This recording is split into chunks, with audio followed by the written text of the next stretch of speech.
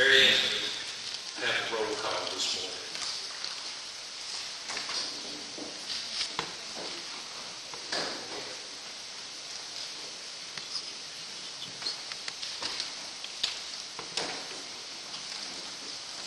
Good morning.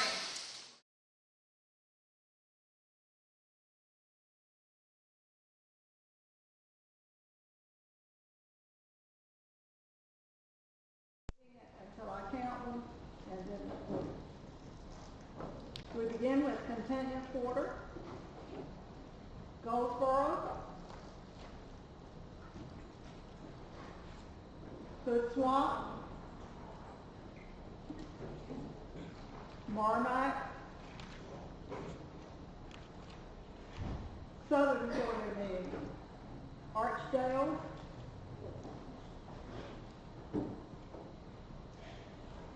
Ashboro,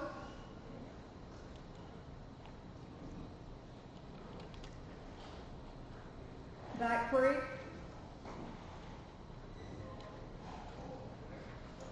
Bethel,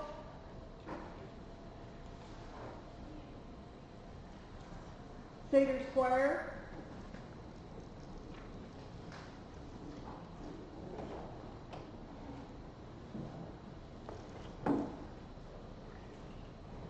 Marlboro,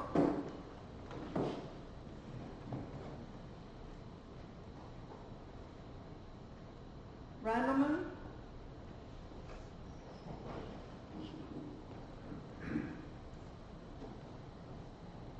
Science Hill, South Plainfield,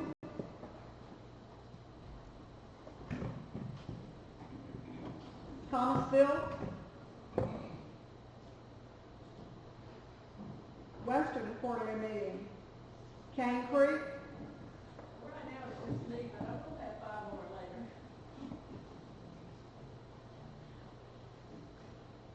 Center,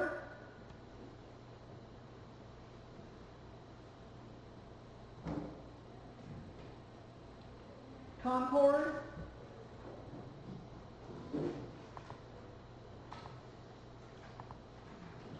Liberty,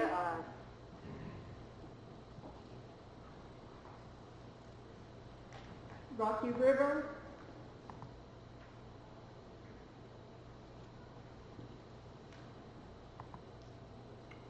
Jackson Valley Quarterly Meeting, Brannan,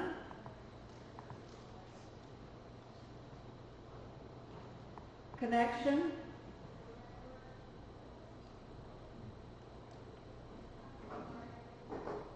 Deep Creek,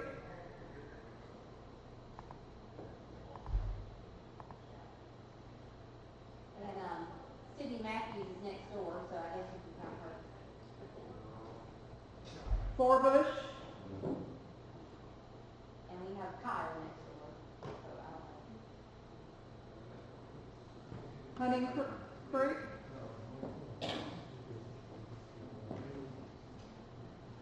Kernersville, Mountain View,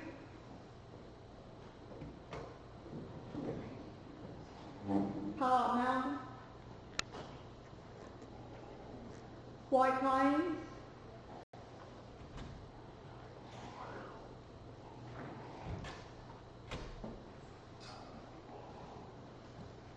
Winthrop,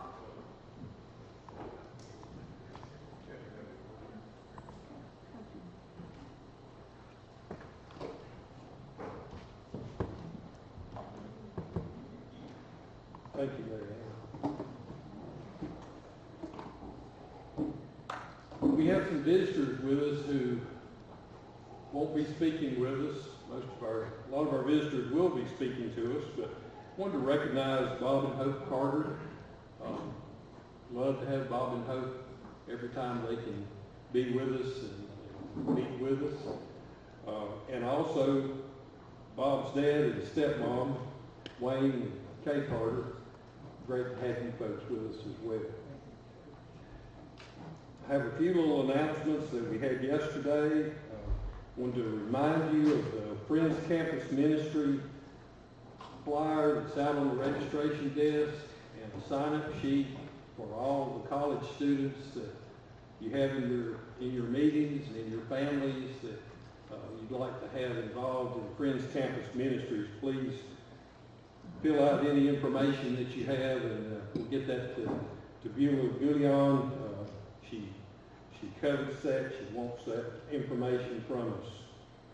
And last little thing, Dr. Gary Chapman will be at Deep Creek Friends to speak on the 5 love languages of children and teens, September the 10th, 2023 at 5:30 p.m. and it's open to everybody.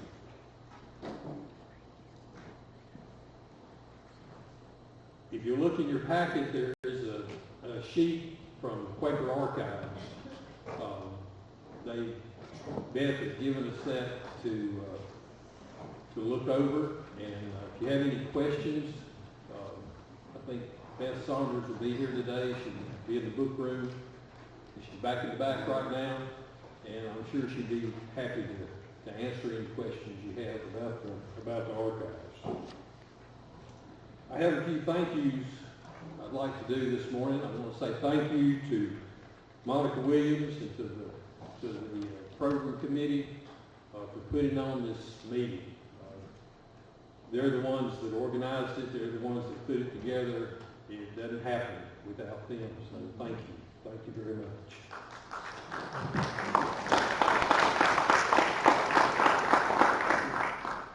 I wanted to thank Jan Doe for coordinating all the meals, and Paul Ruth for being gracious enough to help us with the sound and video. Can't get along without Paul. We have offering baskets this morning over against the wall, and it's a love offering. One of them is for Baltimore Friends, one is for FUM Sustainability Project, and the other is for Quaker Lake Camp. So I urge you to think about those and to be generous. We're going to start this morning talking about triennials. And my wife Ginger is over here setting up for a workshop. But she and I wore our East African garb that we wore to the USFW Quaker Men joint banquet in Kenya when we went to the triennials. Brenda McKinney, Rita and Aaron Mintmeyer, Ginger and I were privileged to go represent you folks. It was a great meeting. It was a great experience. I think everybody that was there loved it. It could not have been, we could not have been welcomed any more warmly. We could not have been received and treated any better than we were. It was wonderful, wonderful. So I'd like to ask Aaron to come forward and read the triennial epistle.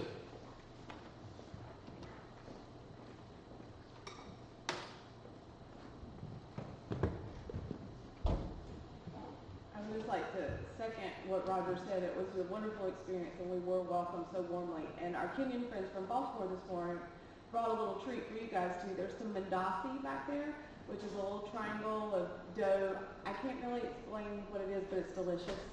We had it every day when we had tea time at the triennial. And they've also made chai for you as well, if you'd like to try it. It's a hot tea. Normally, I would hope that Cedar Square people probably wouldn't know if I mispronounce names of towns and cities, but there are plenty of people here that know Kenya really well, so I apologize up front for my mispronouncing of any local towns. But here we go. On July 2nd, 2023, 641 Quaker delegates from all over the globe gathered in the Great Rift Valley region of Kenya on the sprawling and scenic campus of Kabarak University, which sits 1,850 meters above sea level and is located 20 kilometers north of Nakuru City for the historic joint triennial of Friends United meeting, United Society Friends Women International, and Quaker Men International. It has been over 20 years since a gathering of this kind was held in Kenya. This is the first to include all three organizations at once. The 2002 FUM gathering was the centennial celebration of the first missionaries arriving in Kenya to establish the Quaker Church, and the focus was on encouraging African friends to finish the work that was started by those missionaries. 21 years later, Friends benefited from first-hand accounts of Kenyan Quaker missionaries from Turkana, Samburu, African-born missionaries and ministers in Tanzania, Uganda, and Belize. The previous charge was renewed and reciprocated, this time not just to African Friends, but to the entire contingent of Friends represented. The invitation was given for Friends to come together in the unity of their mission, to abide together with Christ and one another, and to go out carrying the redemptive gospel message to a world hungry for the hope it offers. Among those in attendance were 23 yearly meetings from Kenya, which included newly welcomed Soy and Musiango yearly meetings and 2 preparatory yearly meetings, 10 yearly meetings from the United States of America, and yearly meetings from Uganda, Tanzania, Cuba, Jamaica, Mexico, and Ramallah in Palestine. The delegates also ranged in age, with the youngest among them being less than a year old. Children, youth, and young adults shared portions of the gathering with the larger group at certain times and had their own activities and teachings at other times. Gabby Bailey, Denaya Chuhato, Maddie Johnson, and Christiana Keith Perry took our young friends to Njoro Precious Primary School as part of their program. Friends are eager to view the video epistle being created by them, which will show how our young friends experienced the triennial. The young adults ranged in age from 15 to 34 years of age and included 35 participants. Leaders from FUM, USFWI, and QMI were invited to speak directly to this group, encouraging them to get involved with the wider Friends community. Friends are grateful for Patrick Kia and Scott Biddle for their leadership to our young adults. On the first evening, Kelly Kellum, FUM General Secretary, stirred the delegates with a message calling for the unity among Friends for the work ahead of us. Though we may worship in different styles and have different preferences, the day of the Lord is present in this moment. As a global community of Friends, we are gathered to envision the new places God may be calling us to. The second evening was marked by a sermon by Dr. Robert Rufalo, Principal of Friends Theological College, who directed listeners to pursue intimacy with Christ through loving fellowship with one another. On the third evening, Karina Frido Perez, a member of Cuba Yearly Meeting, pastor at the Havana Friends Church, and professor of New Testament and Greek Matanzas Theology Seminary, shared a message emphasizing the importance of being quiet and still in order to hear the voice of God, who speaks to us and tells us what he wants us to do. Her remarks were also marked with grief for the spirit of separation that impacts many of the regions and cultures represented. She charged the church with the work of partnering with Christ in the ministry of reconciliation. This message was echoed during the Bible study time the next day, reinforcing its relevance and urgency. Other notable moments of the FUM Triennial included daily Bible studies led by Charlotte Stanglin, Lynette Kiaska, Sean McConaughey, unprogrammed worship, which was held each morning at the beautiful Cataract University Chapel, and workshops on various ministry-related topics were all well attended on Wednesday afternoon. Themes that emerged through the week were unity, intimacy with Christ, sustainability, and overcoming divisions for the sake of the mission. At the close of the FUM Triennial, participants enjoyed a joint USFWI and QMI banquet, where a grand celebration took place to kick off their respective triennials. Many of the international delegates joined their Kenyan counterparts in dressing in local attire marked with brilliant patterns and colors, which were made available through the Soko market on Wednesday afternoon. The evening was highlighted by exuberant worship, introductions of leaders from both organizations, and energetic performances from the Cataract University Choir, a delicious meal of Kenyan delicacies, and a series of powerful testimonies from Nicholas and Dorcas Hatano's missionary work in Tanzania. The next morning, the two organizations began their dedicated programs, with the Quaker men gathering at the law school nestled in the west corner of the university campus, Dr. Rogers Wikisi Academic Dean of Friends and Theological College, provided messages from Matthew 4:19 each morning, highlighting the theme, I will make you fishers of men. He discussed the noble global mission, emphasizing the importance of spreading the message of Christ's compassion. Dr. Pusey explained that there is a common call to all Christians to share the gospel, but there is also a specific call that many will experience to more targeted kinds of ministry. How are we responding to God's call? Social action is necessary to accomplish the global mission. Salvation is free, but discipleship is costly. It costs everything. To avoid this invitation is to accept comfortable selfishness. Yet we are promised that if we abide in Jesus, he will abide in us. And when we ask for what we need to accomplish the work of the mission, it will be done for God's glory. John 15:7-8. The first evening ended with a challenge from Alpha Basaki, General Secretary of Uganda Yearly Meeting, to stand in the gap for marginalized people groups and to work against injustice that dehumanize these groups. The second evening closed with a word from Nicholas Hatano on the importance of bearing witness about Jesus. But in order to bear witness about Jesus, we must have experienced Jesus in our lives. Teaching on the following dedicated topics were also offered during the conference: financial integrity, resource management and church empowerment, Quaker ministry and public institutions, effects of media and technology on church values. A memorial for former Executive Secretary Dale Frames was shared by QMI Secretary Joshua Cece on the second day.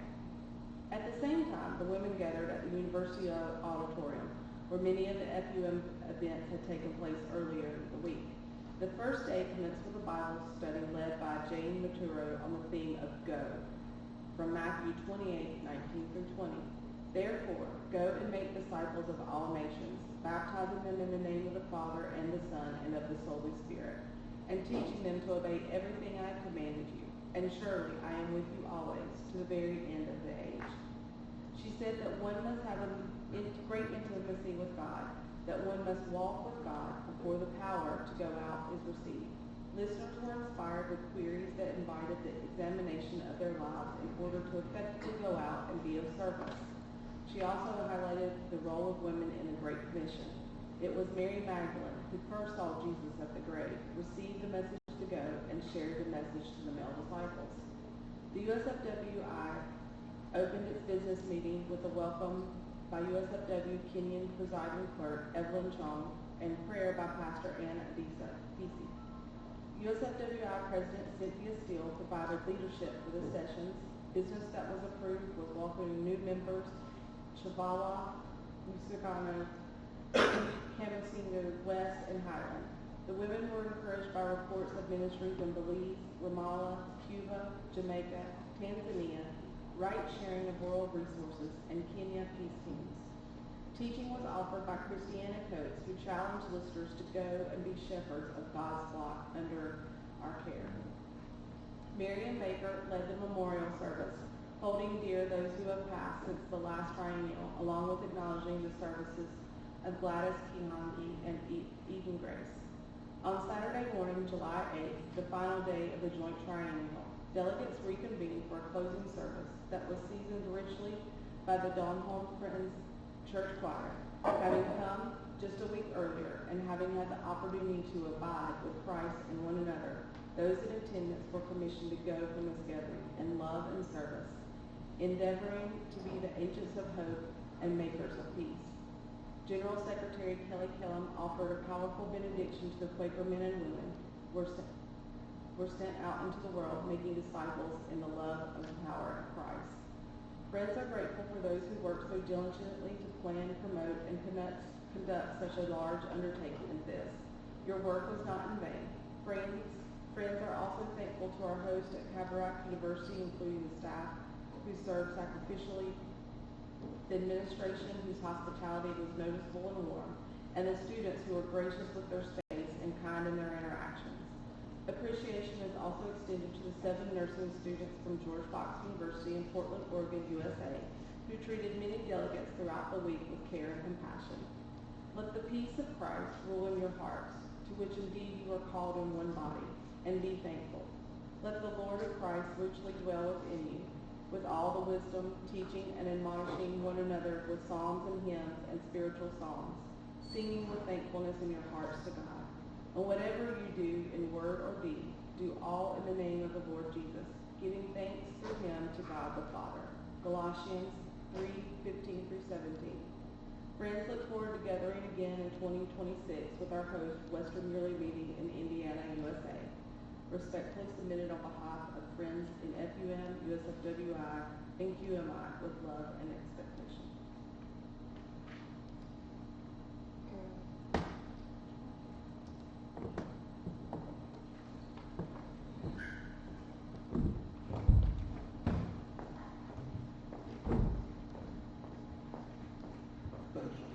Thank you, Aaron.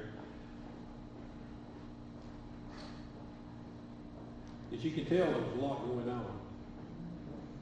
And it was wonderful to be there, to interact, to hear everything that was said, to develop new relationships, hopefully lasting relationships with Kenyan friends, and just to be exposed to a wider world of Quakerism. It's wonderful. I'd like to ask our Executive Secretary of FUM, Kelly Killam, to come forward and share with us at this time. We look forward to what Kelly has for us.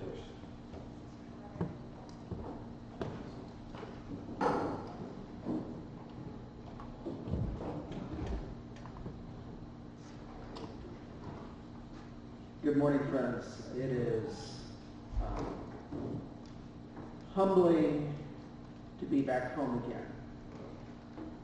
Again and again, people ask me where I come from, and I have been a Quaker nomad most of my adult life, serving as pastor in Kansas, and Iowa, and here in North Carolina. And every time people ask me where I'm from, I just say I'm from North Carolina. And so it's good to be back home again. I also am very grateful that I have some groupies that are with me, the Carter family here. They've been following me around yearly meetings this year, and had the opportunity to be with them a couple weeks ago at Western Yearly Meeting, and they liked my report so much they came back. So actually, they have a love for North Carolina as I do, and so it's really, really good to be here. I want to take an opportunity to also say thank you to your ongoing care and support for the ministries of Friends United Meeting. As I look out, there are individuals who I know give sacrificially to support our work, to pray for our work, and serve on boards and committees, which I'm grateful. Really grateful for Etta Florence and Brenda McKinney, who represents you on the General Board of FUM.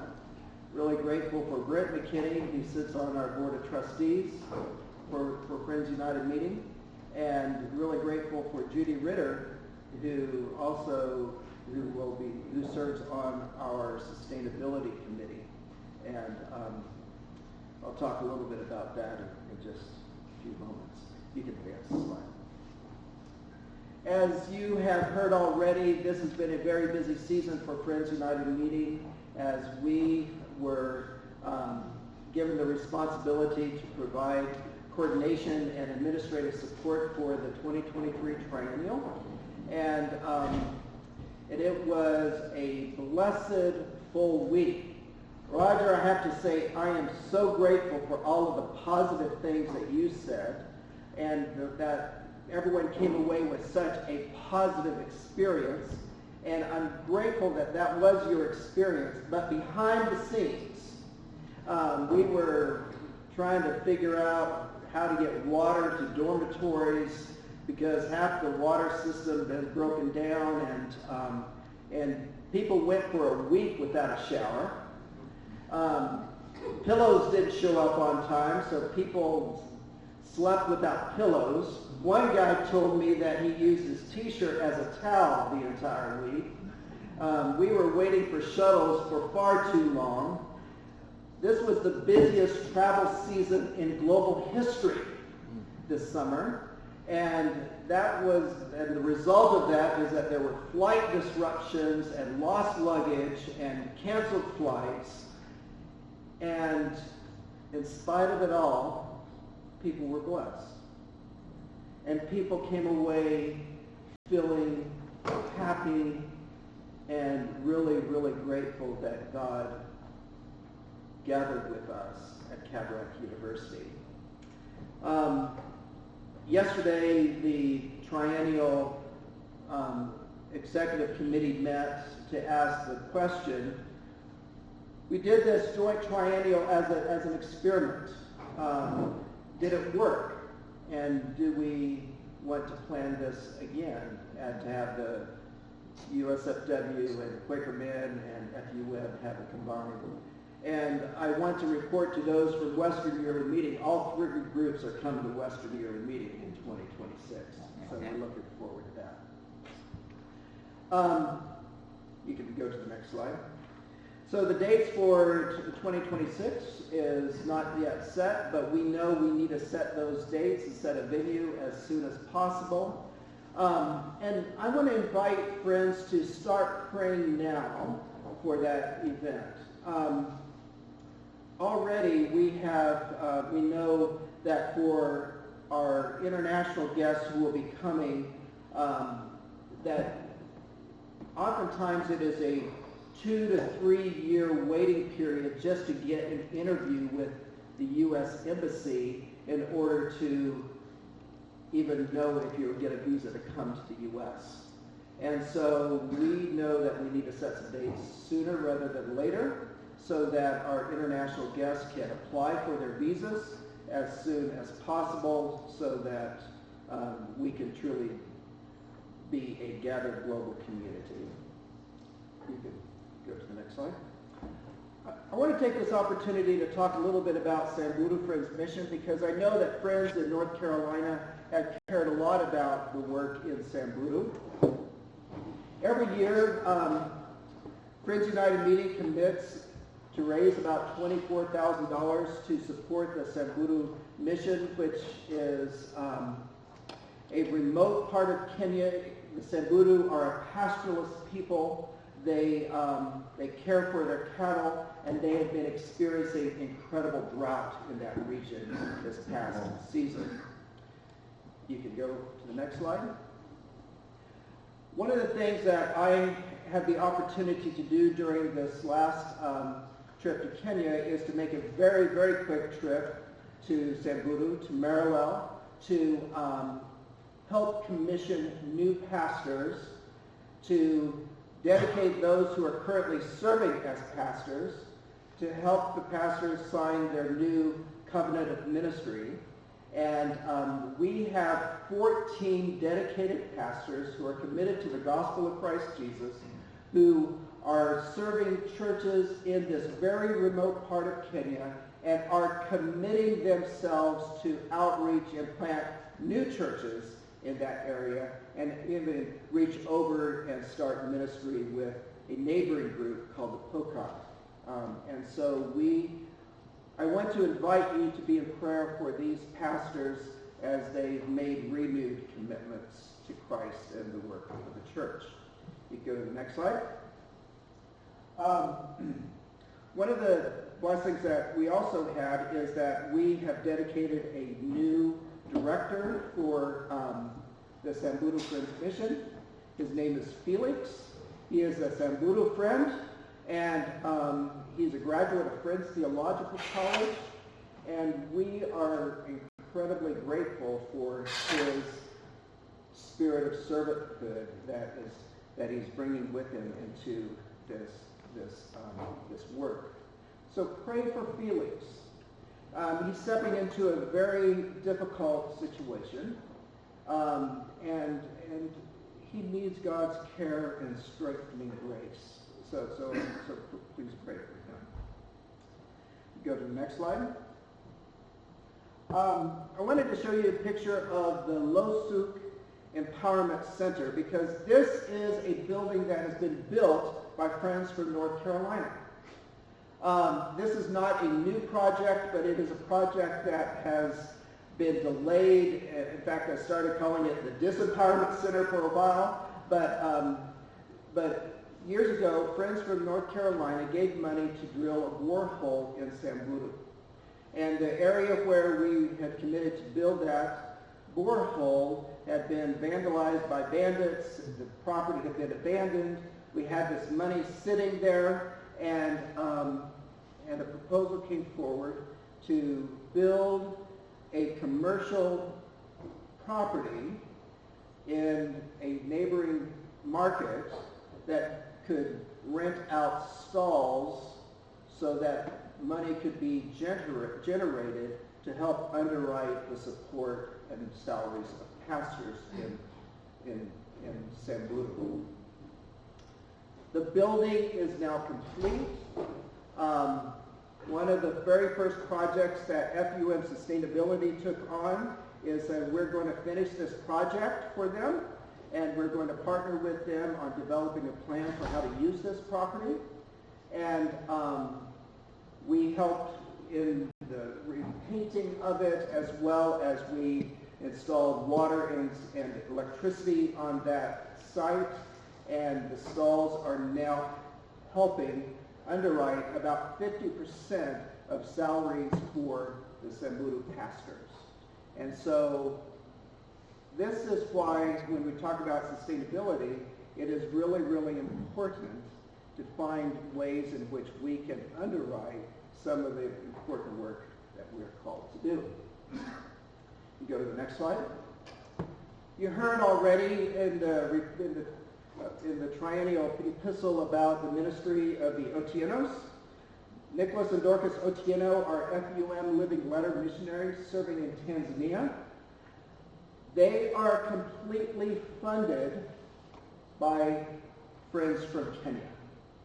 And so this is really an important and exciting emergence in how we're visioning mission and support for missions within Friends United Media, because all of the support for the work that we do does not come from North America, but it comes from other places where our community exists. And our friends from Kenya has taken on the commitment to underwrite the work of Nicholas and Dorcas, who are Kenyan missionaries serving in Tanzania. I want to talk a little bit, if we go to the next slide, about the significance of the work that they are doing. In 1952, Friends missionaries from Kenya crossed the border, and you can see the little yellow at the top, and they established the first Friends mission in Tanzania, which was primarily a community that consisted of Luhya people who had crossed over the border and are now living in Tanzania. And for decades, Tanzania Yearly Meeting existed within that corner of Tanzania. God began to cultivate something new within the life of Nicholas and Dorcas Otieno, giving them a national vision for what God might want to do through Friends in Tanzania. And in addition to that, you can go to the next slide, a group of Christians down in southern Tanzania, you see the blue at the bottom, discovered Quakers on the internet.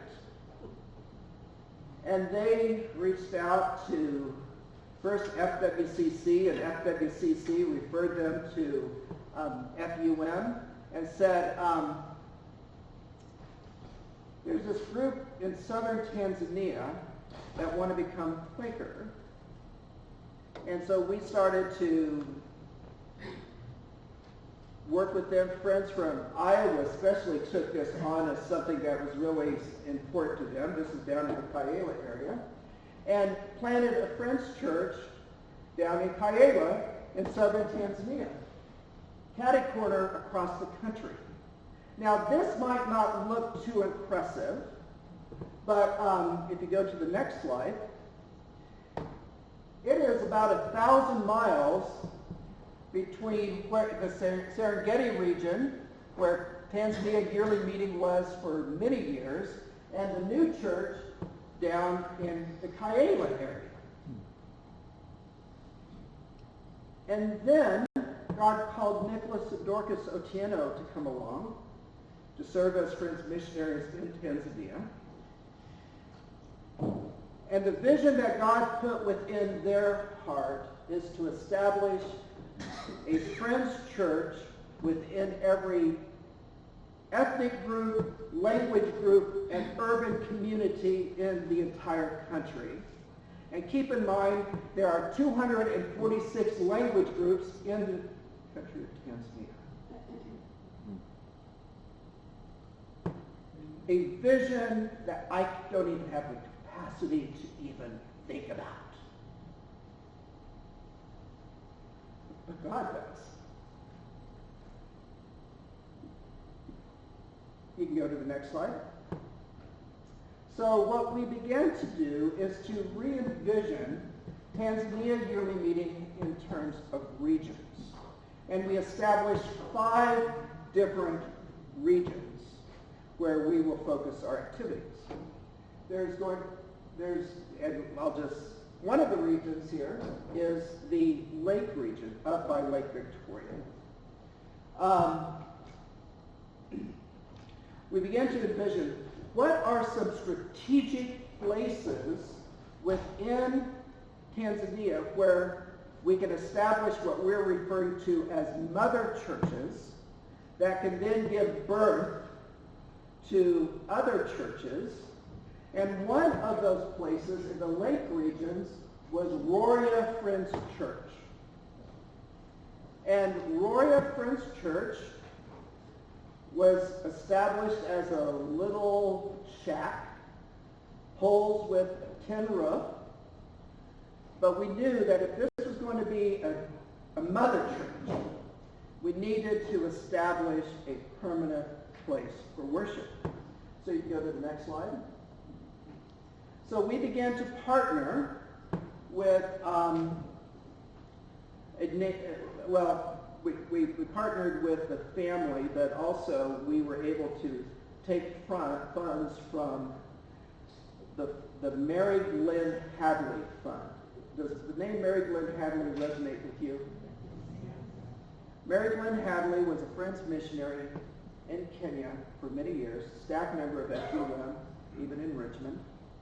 And she, in her passing, left in her stake a fund that would enable FUN to establish Friends churches in places where there are not Friends churches in Africa.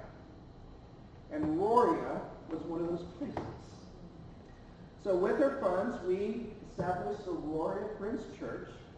Before we were even able to put the roof on this building, it was already full. And before we finished the plaster and painting, this church had given birth to 5 other churches within that region. Go to the next slide. Can we hear an amen? Yeah! That's worth celebrating. Yeah. We've gone way back down to the south, to the Kaela area. And within the Kaela area, the southern region, there is a community called Tunduma. Tunduma is a magnet community. And again, you can go to the next slide, began to build the Tunduma Friends Church. And Tunduma, this building is now complete, and it is already establishing Friends churches in that region, but it is crossing over the border from Tanzania and is establishing Friends churches in Malawi and Zambia, a place where we weren't prepared to go. But apparently, God was.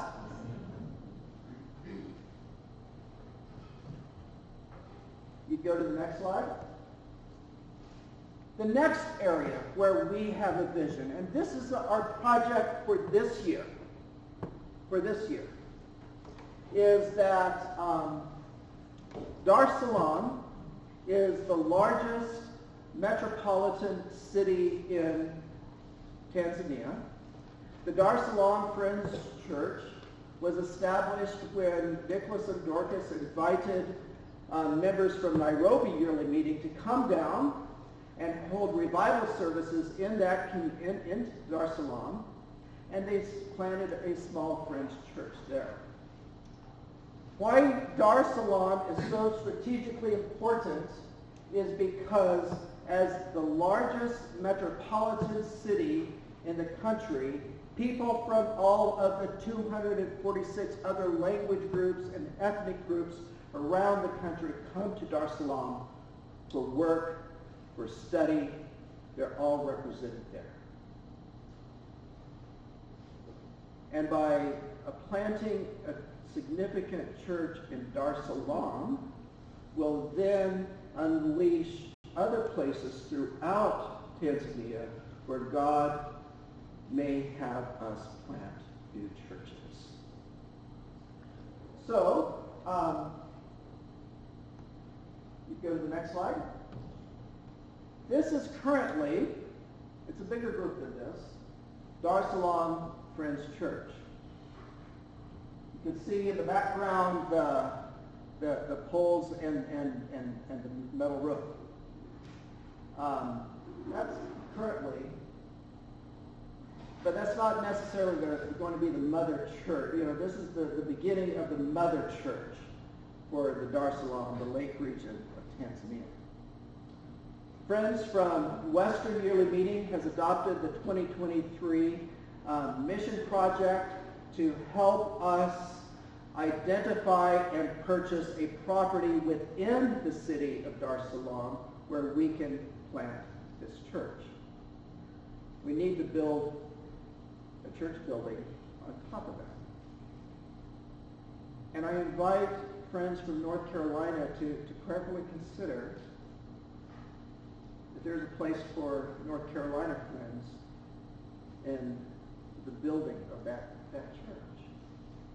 We anticipate that it will cost about $21,000 to erect a brick building. $21,000. So, I want to invite you to prayerfully consider that. You can go to the next slide. And this might not mean anything, but this is the region of Dar es Salaam where we are looking at establishing that church. Since Nicholas and Dorcas Otieno moved, just want to make sure, to Tanzania. They've been there for 9 years now.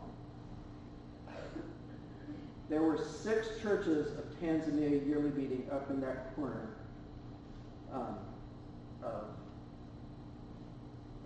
Serengeti, in Mugumu.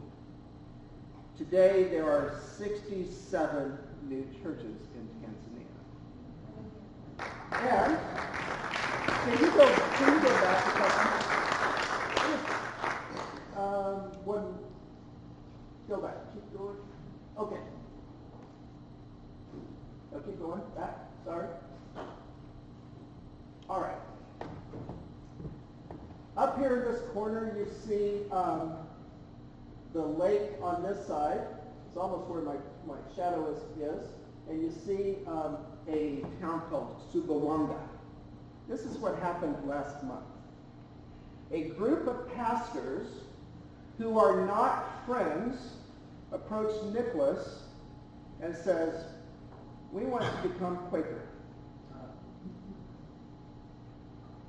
And there are 10 new congregations in Sumbawanga who are waiting for our response.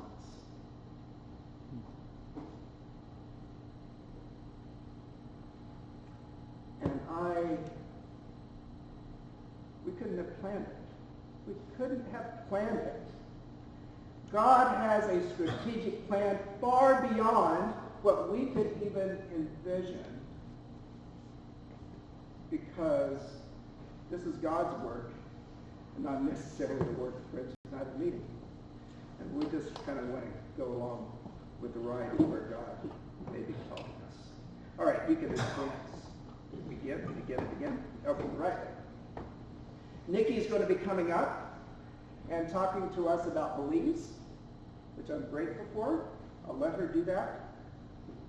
But this is what I want to highly emphasize. This is a year of transition for our ministry in Belize, as Nikki begins her last year in service as the director of Belize Friends.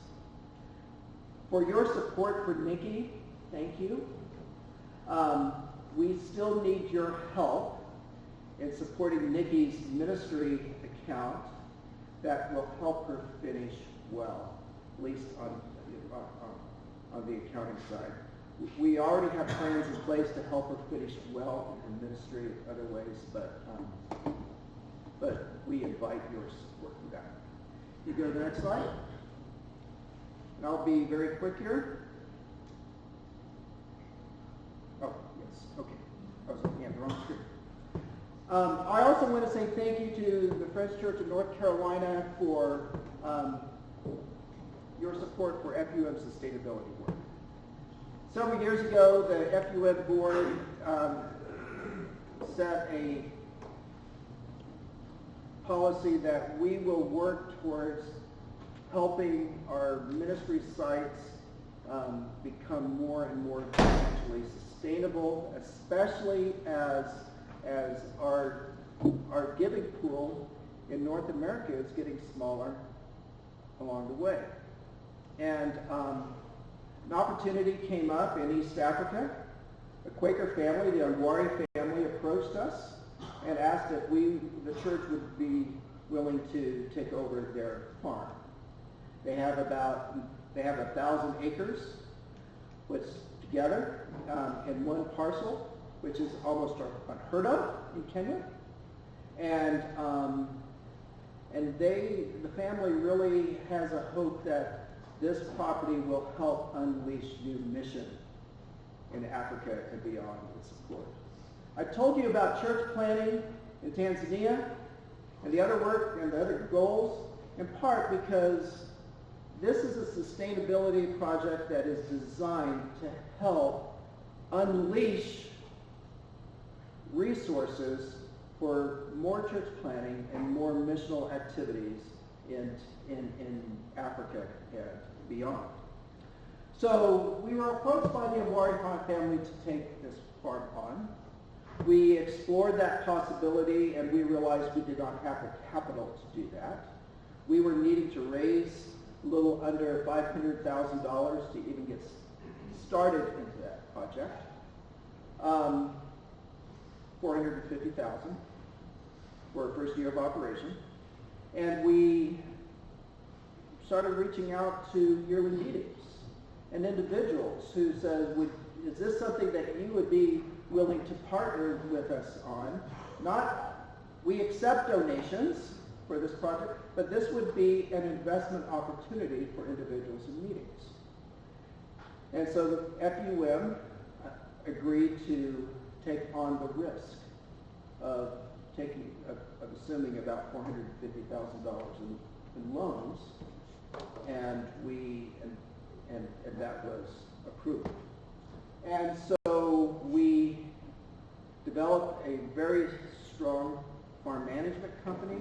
We hired a farm manager, and they've been doing some outstanding work.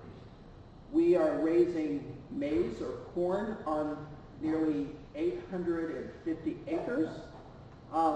We were originally going to do seed corn, but because of the food scarcity issues in Africa, we were compelled and asked to do commercial maize on that property. The maize has already been sold, we're under contract with the miller who has agreed to the price at which we will sell it.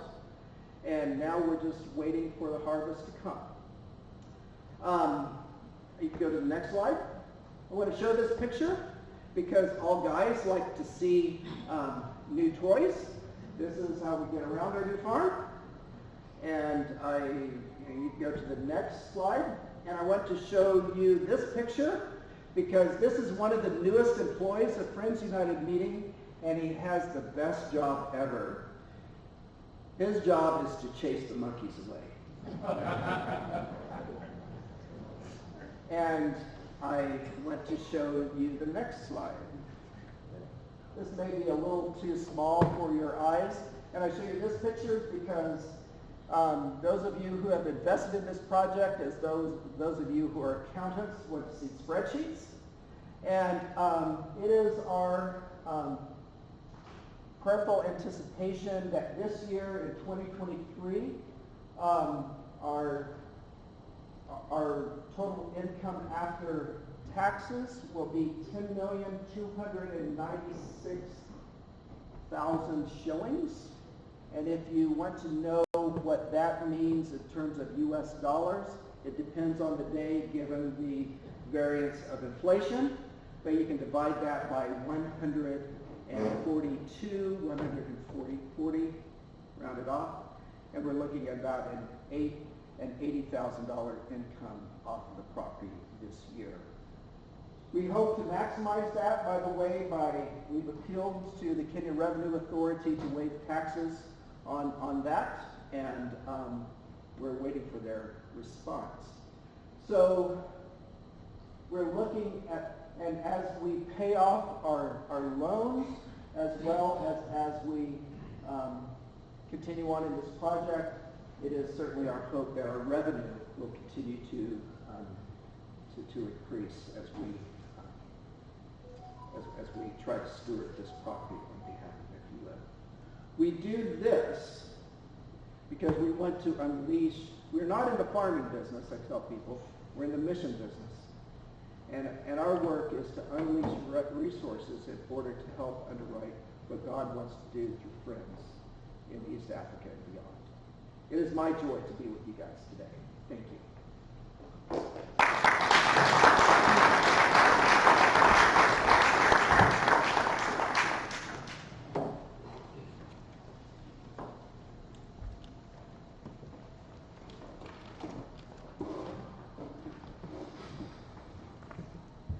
Thank you, Kevin. That's amazing. Sometimes we do just need to get still and let God move, and then respond to what He does. That is amazing. I'd like to call Scott Carter from the Missions Committee, and I think Brent McKinney is going to also report on Jamaican Ministries and the Outreach Commission right after Scott. So I'll call you two and handle.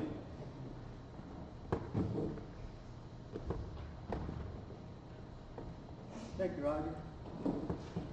I have a great privilege of working on a work committee. We've got a lot of great members on it.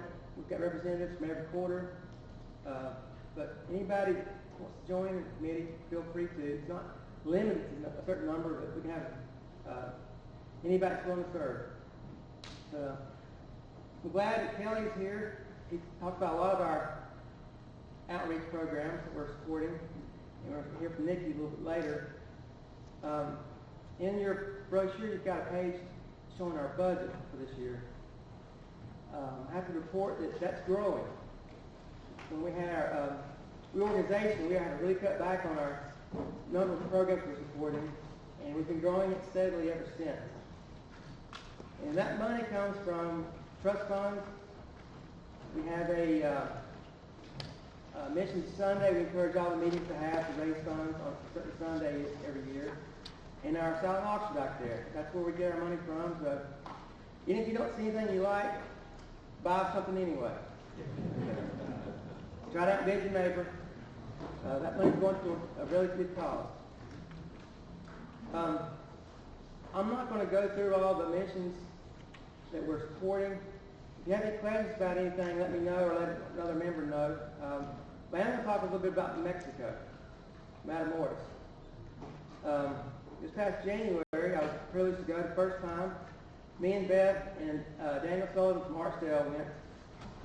And Rossi and Dave were going to go, but COVID snuck up on them and weren't able to join us. But I want to tell you a little bit about Mexico, because I didn't have any idea what to expect. I hear people talking about it, but I didn't know what it was like. To give you a little background about Mexico, there are 3 yearly meetings in Mexico, and I think I got this information right. I asked several times, asked lots of questions, and I think I remember everything I was told. There's 3 yearly meetings in Mexico. Matamoros is by itself, and Matamoros is a border town right across from Brownsville, Texas. They belong to a yearly meeting that's 2 states over, Coahuila State. It's an 8-hour drive to get to Matamoros from the other meetings in their yearly meeting. But there's a group from Coahuila that came the same time we did. It was very fortunate at the time, it was just right. So there were 9 folks that came from Coahuila to do some work, and it was really interesting, great stories to get to meet them and work with them. But Paul, you got the slides? All right. This is Hilda Martinez and her husband Fernando. She's the actual pastor in Matamoros. Wonderful lady. If you get on Facebook on their page, constantly doing amazing activities with kids in the community, fundraising and so forth. What's the next slide, Paul? The first night we were there, Friday night, they had a program for the kids. It was nice interacting with the children. This young lady on the left, her name's Ayel. If you look in the budget we have there in the brochure, it says, I think it says Mexico Scholarship.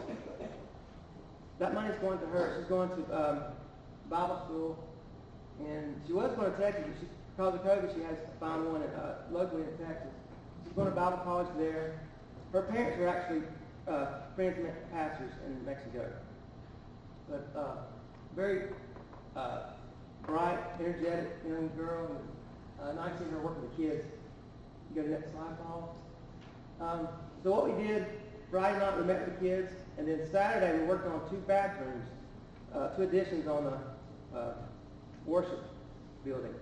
And so this is us. We dug footings, poured foundation, and the group of us here I learned how to put rebar together. First time I did that. So that was interesting.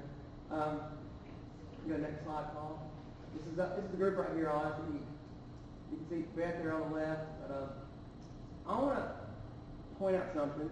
A lot of times when we talk about our missions, we wonder what's the people there doing to help themselves or help each other. I got 2 stories I want to tell you. There's a group of 4 guys from Coahuila. And Saturday, these guys are out there working hard. I was trying to keep up, but I hurt my back later on. I shouldn't have been trying because they were working hard, getting lots of stuff done. Only one of them is actually in construction. The other guys do other jobs. So they came in for the weekend to get these bathrooms worked on. And you can see several of them there. But on Sunday, we had worship service. They took over the worship. So they're out there working, sweating, and getting stuff, getting dirty, getting everything done on Saturday. And on Sunday morning, they're really leading worship. They're on keyboards, drums, and doing prayer, doing everything. So it was nice to see that. But these 4 guys, they're from Coahuila, and they do some missions with themselves. They were at the hospital one day ministering to people, and they met this guy at the far end of the table, the red hat. His name's Valentino. Valentino, he's a much older gentleman. He's had a rough life. I think he had a lot of problems with alcohol. And he's had several strokes, and he was in the hospital at this time recovering from his latest bout of strokes. And they ministered to him. And Valentino, he's still getting his speech back. I couldn't speak Spanish anyway, so we're pretty good at doing hand signs with each other. But Valentino, he couldn't walk good either yet. He turned his life over to Christ because of the work of these 4 guys. And they do this type of thing, going around visiting hospitals and ministering to different groups. So that was really heartwarming to see and experience that. You can go next slide. On Sunday morning, this is Daniel on the left. We presented Samuel up here on the far right. He's the, I guess what you call the superintendent of the yearly meeting. He came with his wife Christine, this group of 9 people over, and he travels around. He's got dual citizenship, and he's got all family in Texas. But we presented Samuel and the meeting there with a 150th anniversary recognition of their work there. We were actually missed by a year. It's actually been 151 years now. So we've had Quakers in Matamoros for 151 years for us. It's pretty remarkable. We're still keeping it going and mentioning these groups. Next slide. The other story I want to tell you about is the group in Matamoros. It's in a poor area, poor neighborhood. They don't have much revenue, much income coming in. But even though they don't have much, they still collect food, clothing, and take it to another island, which is about an hour and a half south. We got to go there on Monday. And this island is extremely poor. They have nothing. There's no electricity. The shacks they live in look like whatever's washed up, driftwood stuff they put together that they're living in. But you couldn't tell it from their attitude. They were just happy and very warm. This here's Maria. She lives there. Her husband actually came over on the boat because they're a fishing village. But like we know here in North Carolina, our fishing is drying up. Not much resources. They've been overfished. They don't have much fishing going on. But he picked us up and took us to their home, and had a whole table full of fish waiting on us. They were very warm and opening to us. But again, I want to point out what great work they're doing in their own community. They're reaching out to Matamoros, but they're in return reaching out to the poor community. But it's very heartwarming to see, and I was glad to be a part of it and experience it and meet these wonderful people. I think, is that last slide, Paul? Yes. Okay. But if you have any questions about Mexico, feel free to let me know. I finally learned some things about it now, so I might can ask a few questions. And that's all from Mexico. I'm going to ask Brett to come up and speak about Jamaica.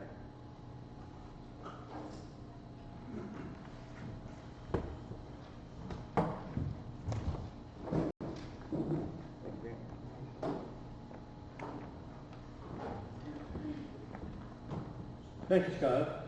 Our work in Jamaica continues and is going well. This past year, we had a small group. There were 4 of us that traveled from here to Montego Bay, and there we met our Jamaica counterparts. And over the next 8 days, we provided Vacation Bible School at 9 of our meetings. We divided into 2 teams this year. And we went to 2 churches in the morning and then 2 in the afternoon. And we did that for 3 days. And then we went up into the Blue Mountains and we did Cascade over a weekend. And then we came back down and we provided VBS to 4 other meetings in the following days. We had 5 lessons, and in the 3 days that we were there, we covered all 5 lessons, including the music, the skits, the crafts. We made every child's photo. They made picture frames. We gave them goodie bags. We had other things that we provided to them that you had provided to us. Let me say thank you to so many of you, monthly meetings as well as individuals and groups who made this all possible. You do it year after year. I did not keep notes, but I do know that USFW groups, both individually and at North Carolina, provide us with tremendous supplies this year as well as monetary support. As did Bethesda monthly meeting, Bethel, and Brannon. Cedar Square provided 2 large suitcases with the supplies that we needed that we carried with us. Brannon provided literally a car full of supplies when I went and visited with them. Of course, Ice Friends helped us. Science Hill, Rocky River, Winthrop, White Plains, and I'm missing someone. But you know who you are. Next year I'll take better notes, but thank you for all the support that we get. This year we provided goodie bags, we call it, to every child that came to Vacation Bible School. In the bag it had a toothbrush, toothpaste, shampoo, soap, it had a washcloth, it had a notepad, it had a pencil, maybe there's something else, but for every child we gave those out, and they're so appreciative of it, as well as getting their picture made. We did this many, many years ago whenever we would use Polaroids, and they'd watch the photo develop in front of their eyes, and you could go into their homes literally a decade later and you'd find those pictures on display there. We provided the Vacation Bible School to 147 students during this time. If we did Quaker Lake Camp, Quaker Life Camp, patterned after Quaker Lake Camp, and we did that for a few years prior to this, we would get about 100 to 125 students per week. By going to the individual churches, we can reach more students. We did it in 8 days, and a lot less expense also. When we did the Quaker Life Camp, we had those students there for 3 meals a day for a week, and had cooks and supplies and so forth. So when you can reach more students at less cost and less expense to us. Of course, everyone who goes, they pay their own price for their entire cost, and some whatever's left over goes to the expense of the PBS program. But it's going on, and it's going extremely well. So thank you for all the support that we get. Let me tell you where Jamaica stands right now. Meetings are small in attendance, like they are everywhere else. And they are struggling in one particular area, and that is with pastors.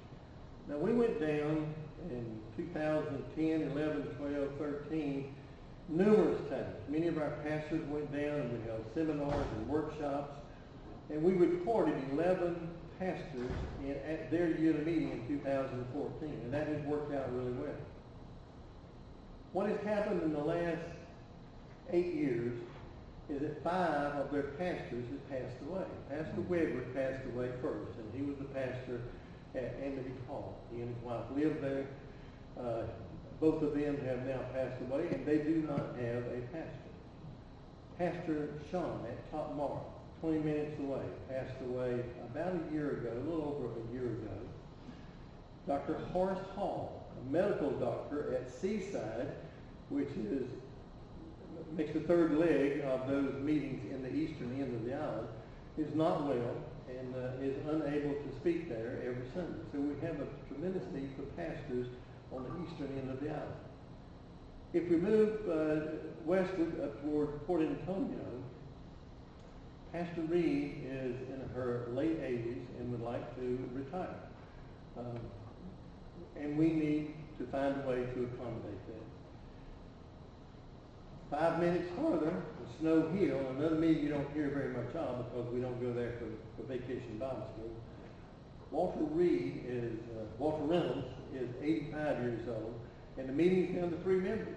It's he and his wife and one other member. And we need revitalization in that area as well. They have a beautiful meeting houses, and they have a guest house, 2 bedrooms, 2 baths, sitting there just waiting for someone to come in and occupy them.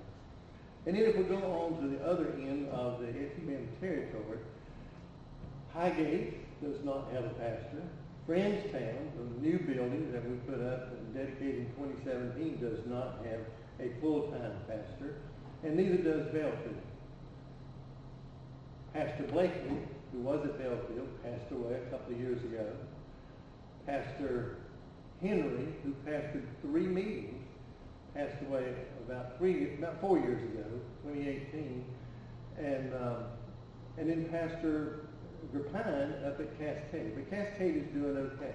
But in these other areas, we need pastors. And they have made a request, Jamaicans have made a request that we pursue finding them a pastor from Africa. We have interviewed pastors from Africa, and we have found pastors that are willing and ready and able and fully qualified graduates of FTC, which is our little diamond in the rough over there. This is the source of all of our successes. They train pastors and send them into Turkana and Samburu and now into Tanzania, and they're willing to come to Jamaica. The houses are there. The people in Jamaica are willing to provide the utilities, and including the water for that. The subsistence for a pastor to live in Jamaica would run between let's say $600 per month. That's $7,200 per year. This is something that we in North Carolina we can do for a while to help them get on their feet and get them re-established. So keep them in mind. Continue to talk and think about what we can do to help our friends in Jamaica. We've been with them a long time, and they've been good to us, and we've been good to them. But that's the situation currently. And if there's any way that we can find some funds, contact our friends in Kenya and get someone located there to help them, it would be a really good step forward. One pastor in Highgate, just like Pastor Henry did for years, he could pastor Highgate, Belfield, and Frenchtown. Might need transportation. Transportation would cost about as much as the subsistence would. However, in Jamaica, they have an excellent system of taxis. If you miss one, well, just look the other direction. There'll be another one coming pretty soon. So that's the circumstance. It's the good and the bad, and also the challenges for us as well. It's a large group. Anybody have any questions specifically about Jamaica? We've been involved with them for many years. We need to stick with them a little while longer and see if we can help our friends out. I don't have pictures. We probably took 1,000 pictures while we were there of all those students and so forth. So we'll be putting a little program together. If anyone wants to talk more or us to come visit, just let me know. Okay. Thank you very much.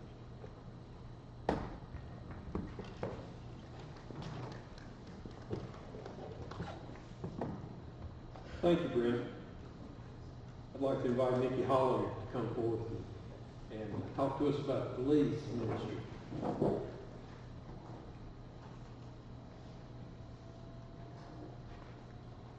I think after Nikki finishes, we'll go ahead and have a 10-minute break, give everybody a chance to get up and move around, and then reconvene for the rest of our business session.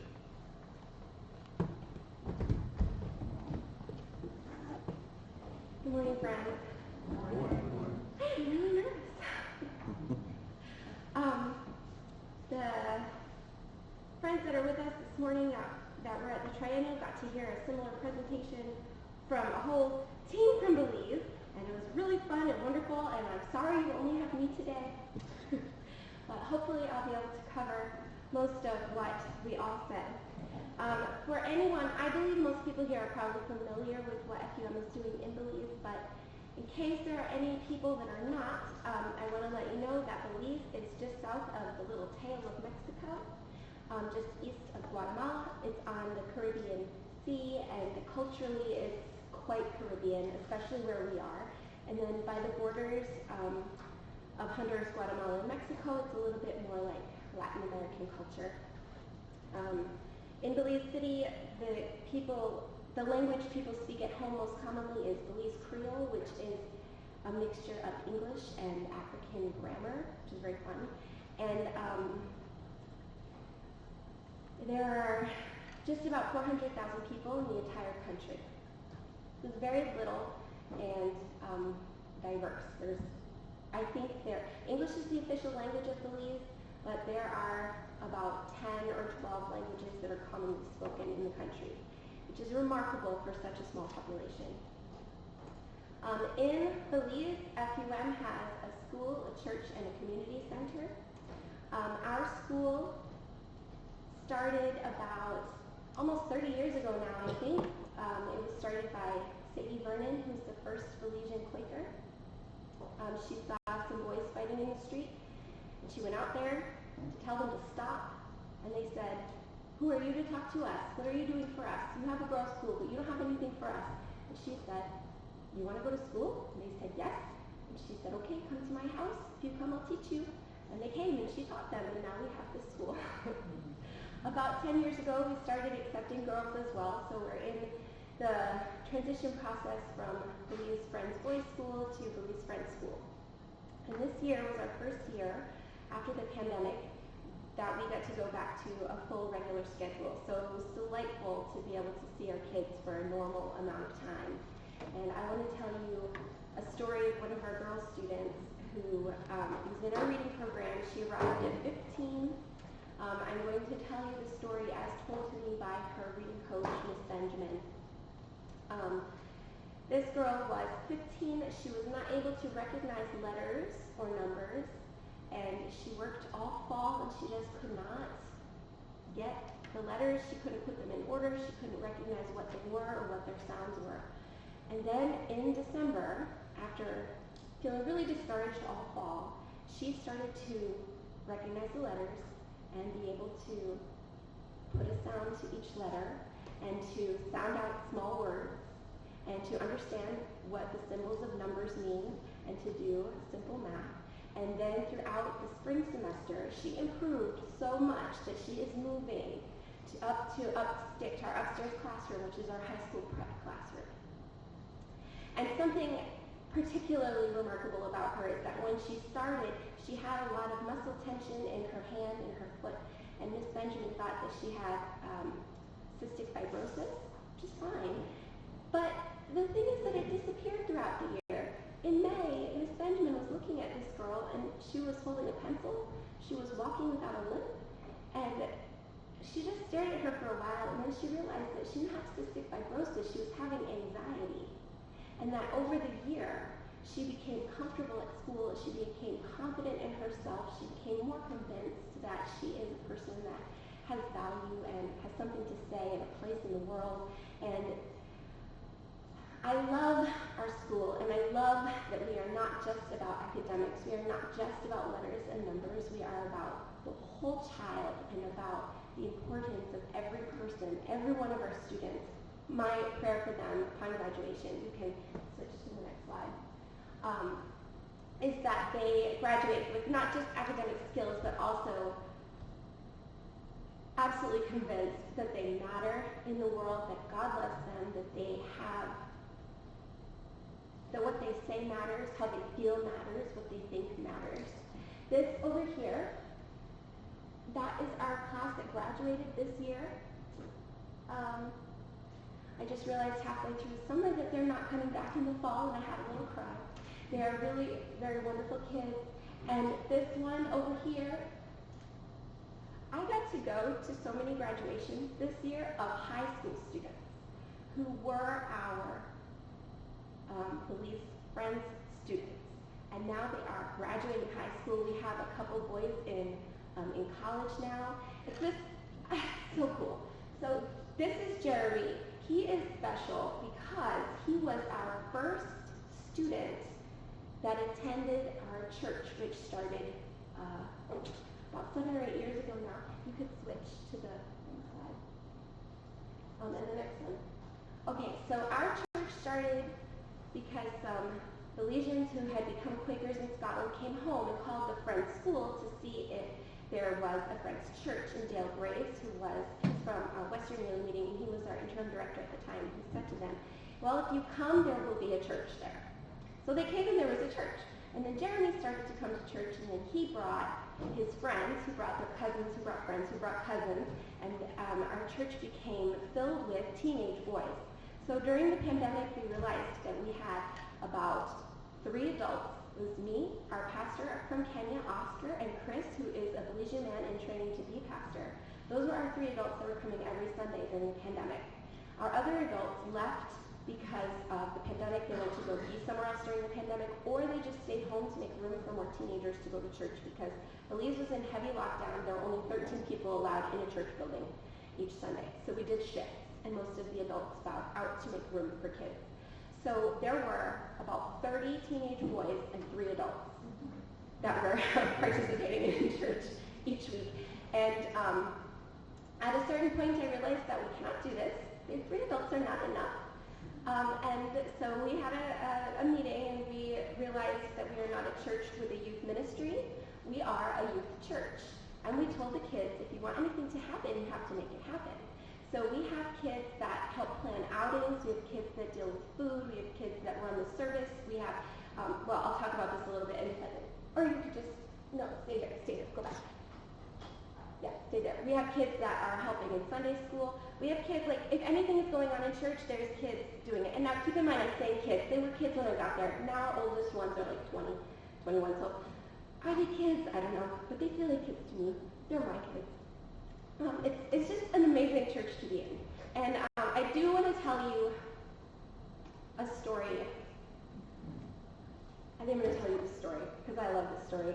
So about 2 months ago, I was driving some kids home. Every Sunday, Oscar and I pick everybody up and drop everybody off before and after church. So I was down to 2 youth, we'll call them youth, technically kids in college. Okay, so they were talking about an assignment that one of them had received in school. And he had to bring in a song that represented his beliefs.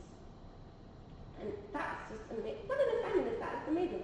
I said, do you want to hear a song that represents some of my beliefs? And they said yes. So I put on the song, and there's a line in the song that says, there's more than one way to be good. And both of their eyes lit up, and they looked at each other really fast. And I said, what? And they, Tahil. He's in this picture. Tahil is that one. That's Tahil. He said, Miss, everybody's Miss and Sir. Miss, that's what we love about our church. And I said, what do you mean? Say more about that. And he said, well, when we go to other churches, we have to, like, pretend to be good in a particular way. But at our church, we could just be ourselves. And that is true. At our church, these youth come to church just as they are. The way that he said it was like we are in our families. That's how he said it. So they come and they be themselves as they are in their families, and they are recognized as good, as followers of Jesus, as ministers of the gospel with us. This is beautiful. We have some actual, like, real-life Belizean Quakers now from a membership class that we did last year, actually. Yes, here they are. The Carter family has blessed our church immensely with a gift that has enabled our church to do some outreach and some development programs in our church. It's so exciting. So I get the absolute privilege and honor to witness Belizean Quakers figuring out, discerning what it means to be a Belizean Quaker. And I know this will take a long time, and I won't get to see all of it, but it's just beautiful to watch. And this value of showing up as we are is definitely one that I see these guys developing. And I think it's just beautiful. Can you go? I'm just realizing there's a thing right here. Can you go to the next slide? Okay, so we are training 2 local pastors. This picture is slightly confusing because one of these is one of our pastors, and the other one is one of our kids who went to our school. He graduated 2 years ago. So that's Chris, and that is Chiron. Chiron he graduated from our school 2 years ago, but he continues to come to be at our school. If something happens in his life, he's at our school. Sometimes he just needs to sit quietly by himself. Sometimes he interacts. One day I came, this was like the week before I went to the triennial. I just got there. No school in session, nothing going on, but there's Chiron digging a ditch outside with Chris. What's going on? Well, I just came to see if anybody needed help with anything. I love our community in Belize. Kelly mentioned transition. So Chris is one of the people that was in that picture of transitions. So in the coming year, this will be my last year as director, which I'm having a lot of feelings about. Oscar will become the director. And then we have Miss Athena, who was a teacher, and now she is going, well, she's a teacher and advancement officer, and in the coming year, she's going to just be advancement officer. So she'll be in charge of fundraising and recruitment for our school and center and church. And then this is Chris, and he has already taken many of the pastoral responsibilities from Oscar. So he preaches almost every Sunday, and he is completely faithful. He's also a founding member of AVP Belize. I don't know if we're familiar with AVP. It's Alternatives to Violence Project. So he is a founding member of that and frequently goes and does ADP workshops wherever he can, especially in schools with government officials, which I find really exciting, and also in prison. You could go to the next slide. One thing that I find really exciting, so Oscar married a Swedish woman about a year and a half ago. Her name is Miriam, and you can see her in that picture. She's wearing the gray shirt. Miriam started a Sunday school last winter. I mean like in February. It was not long ago. Within 6 months, we had like 20 kids in our church. On some Sundays, we have more children than we have teenagers or adults. It's amazing. It started with one family who invited their friends, and now there's children everywhere at our church. Very, very wonderful and exciting. And all my 3 little ones are in there. In another picture, there was my oldest one. So now you've seen all of my kids, whether you have recognized it or not. And can you go to the next one? So that brings us to Billy's Friend Center. Every person that I've talked about so far is doing things in the church or the school and also in the community center. We can go forward. Historically, our community center has done things like human trafficking awareness campaigns, interactions with police regarding their interactions with youth in our community, and interactions with youth about their interactions with police. And we did a lot of food relief programs during the pandemic. And as Oscar and Athena have done networking this year, they have discovered many other ways that our center is able to interact with our community in helpful ways.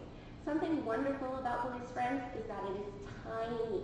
It's so small. And one of the things that means is we are super responsive and flexible. So when we find out that there is a need, we are able to respond in some way. We cannot fix anything and we cannot meet every need, but we are able to address a wide variety of needs in our community, in our neighborhood. So these 3 pictures, each picture represents a kid that has gone to our school or gone to our church while still going to our church, who has started a business that now our community center is able to support. So here we have Antoine, who has started a printing and design company, and he is going to college to become a teacher, and his goal is to teach at the French school that he went to because it helped him so much, and he wants to help other kids that are struggling in school and struggling. Particularly his calling is to help kids that don't have fathers, because he understands what that means in a kid's life, and he wants to help kids sort of meet the needs that puts in a child's life. In the middle, we have Denfield's Bakery that he has taken over from his grandmother. He provides our church with baked goods every week. And here we have Sean, who is our first kid to make a family. He and his girlfriend, and their baby were in our membership class every week. I loved having a baby in membership class. And he is a barber, and he is working towards setting up a barbering business. One of the other opportunities that we had this year was to interact with other organizations that wanted to give food out in Belize City, but they didn't have people to deliver the food. So they asked us if we could provide people to deliver the food. So local businesses in Belize sent food to Belize City, and then we were able to find people, our students and church members, to go out and deliver the food with the, can you see the man in the red? He drove us around, and he would go into one of the neighborhoods, and then children would run to him, and he would pick them up and throw them in the air. It was so wonderful to see this man loving his community, and to be part of that with him was just such a blessing. And then we also have Living Letters coming back to Belize. I think we had one big team and one or two individual Living Letters volunteers come over the past year. And the team that we had is from Wilmington College, who comes every year. They've come for like 25 years or something like that. And they do something similar to what, I don't know where he went, what we were talking about in Jamaica with, they did an after-school program. There were arts and crafts, music, dancing, talking, all kinds of sports, everything for kids. And we always start out with like 12 kids on Monday, and then by Friday we have like 100 kids. Because they all tell each other, children are wonderful evangelists. We can move on. For the future, we have a number of plans based on the networking that Oscar and Adina have done. We see a need for feeding program. During the pandemic, the rates of unemployment and underemployment were at 80%. 80% in our neighborhood. So I don't think it's at 80% anymore, but it's still extremely high. And there are a lot of hungry kids in Belize City. We see a need for tutoring, so we're thinking of after-school homework drop-in, tutoring, literacy center.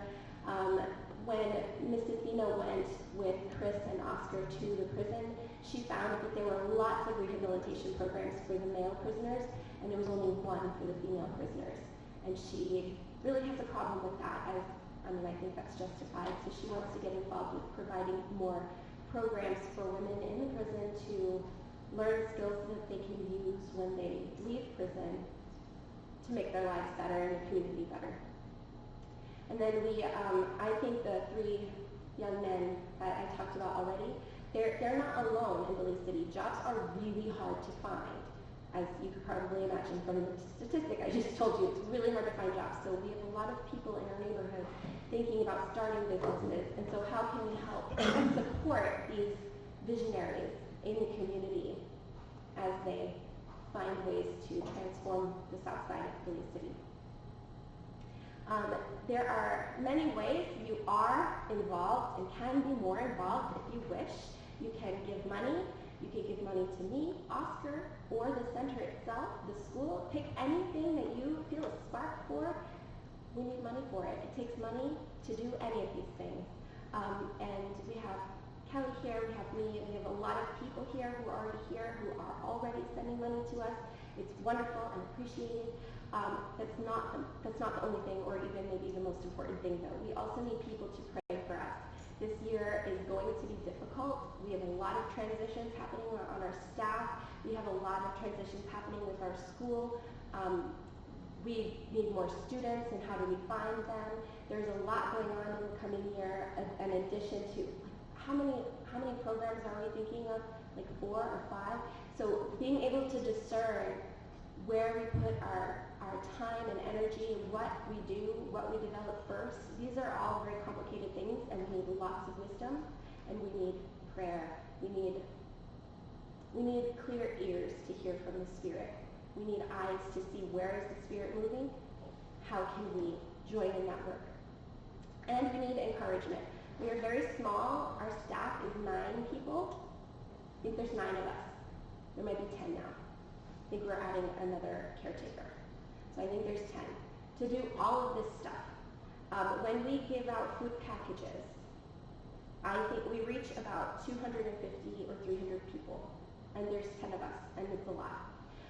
So we need lots of encouragement. I personally feel very lonely in Belize, very, very lonely. So anytime I get any kind of email or card, I remember that I'm not forgotten in the world, and I'm very grateful.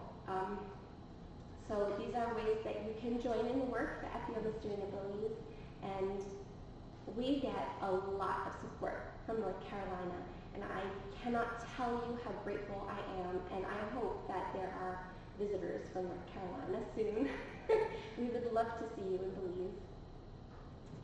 I think you could skip that. So thank you very much.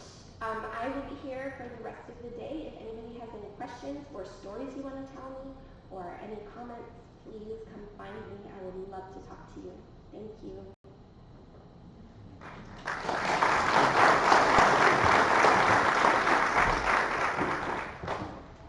Friends, let's take a break now. Let's hold it for 10 minutes and be right back so we can continue.